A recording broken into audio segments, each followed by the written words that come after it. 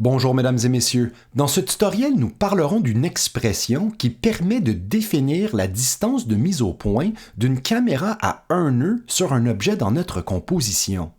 Tel que vous le savez, puisque nous en avons déjà parlé dans un tutoriel précédent, si nous sélectionnons notre caméra à un nœud ainsi qu'un objet à l'intérieur de notre composition et que nous faisons clic droit, caméra, lier ou définir la distance de mise au point sur calque, eh bien After Effects va nous dire qu'il n'en est pas possible puisque notre caméra est bel et bien une caméra à un nœud.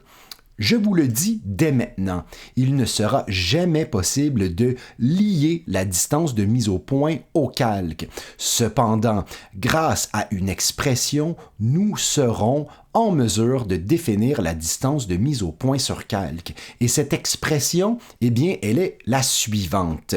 This comp, donc cette composition, point layer, donc dans cette composition, nous voulons que ce calque, ici le calque nommé milieu, soit net. Alright, good.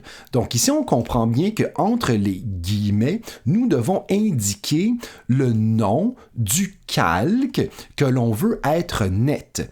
Donc, par exemple, ici, si nous voulons plutôt que ça soit le mot proche qui soit net, eh bien, nous avons simplement besoin de remplacer le mot milieu par le mot proche, puisque eh bien, mon mot proche se trouve dans un calque qui se nomme proche.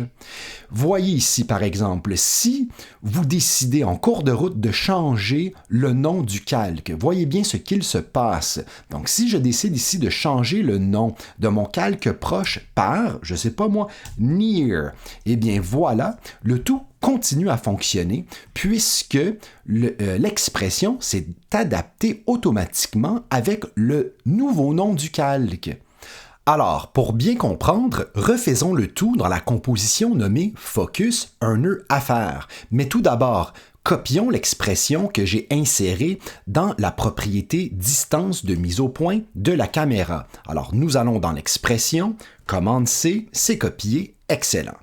Dans la composition à faire, nous avons nos trois calques, mais bien entendu, il nous faut une caméra pour que le tout fonctionne. Alors, calque, nouveau, caméra, on s'assure qu'il s'agit bien d'une caméra à un nœud, on active la profondeur de champ et à ouverture de diaphragme et niveau de flou, eh bien, vous mettez les valeurs correspondantes à ce que vous désirez comme niveau de flou. Dans mon cas, j'aime bien mettre 1.4 ou 1.8 comme ouverture de diaphragme et à niveau de flou, j'aime bien indiquer 200% pour bien sentir le flou. Alors voilà ici, OK, c'est fait. Maintenant, bien entendu, nos trois calques doivent être en 3D pour que le tout fonctionne. Alors, j'ai sélectionné mes trois calques et j'active la 3D.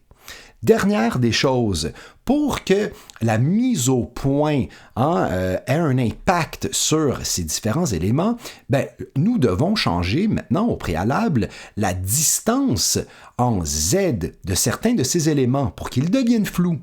Alors ici, par exemple, si je veux que mon mot loin et mon mot proche deviennent flous, eh bien, je vais aller tout simplement dans la valeur Z de ces mots pour pouvoir justement les éloigner ou les approcher. Et voilà maintenant donc mon mot loin et mon mot proche.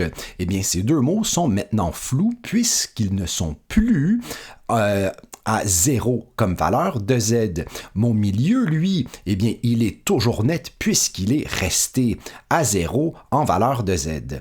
OK, maintenant, tout ce qui nous reste à faire, c'est aller à l'intérieur de notre caméra, dans les options de caméra, et insérer l'expression à l'intérieur de la distance de mise au point. Alors, nous faisons Alt-clic à distance de mise au point et nous collons, tout simplement, commande V, l'expression ici. Et maintenant, tout simplement, nous allons changer le nom du calque par celui désiré. Donc ici, par exemple, si je veux que ça soit mon calque qui se nomme loin, qui soit net, eh bien voilà, je change ici near, présentement, near par loin. Et voilà maintenant, mon mot loin est bel et bien net.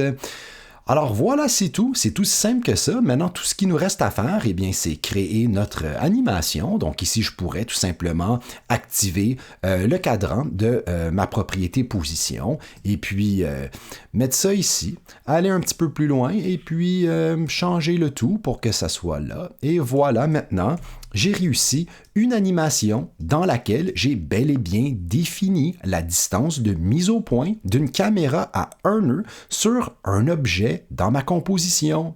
J'espère que vous avez bien compris. Sur ce, on se voit à un autre tutoriel. À la prochaine!